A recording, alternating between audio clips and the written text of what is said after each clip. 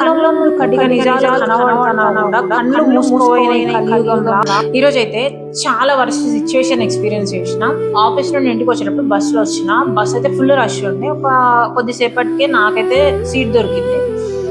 నేను కూర్చున్న కొద్దిసేపటికి ఒక ముస్లాం వచ్చింది. నేను నిలబడ్డా, నాకు సీట్ ఇచ్చిన. నేను నిలబడి ఎగ్జాక్ట్ లెఫ్ట్ తిరిగి చూస్తారు ఒక ఆమె పొట్ట కొంచెం ముందుకుందని. నేను అడిగిన, మీరు ప్రెగ్నెంటా అని.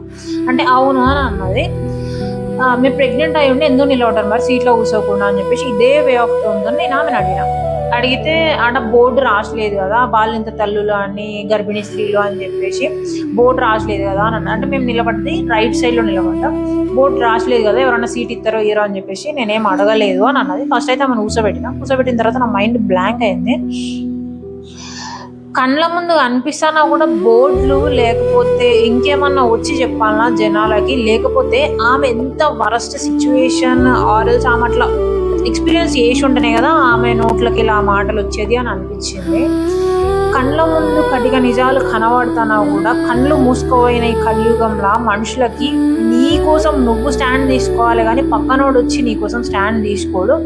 ఇంకొకటి ఏంటంటే నాకు వచ్చిన కోపం ఏంటంటే, ఆమె ఎగ్జాక్ట్ పోల్ కి కొంచెం దగ్గరలోనే నిలబడ్డది. వెనకాల నుండి ఎవరన్నా వచ్చిరనుకో, దొబ్బిరనుకో, ఆమె పొట్ట పోల్ కి ఇట్లా ప్రెస్ అవుతుంది.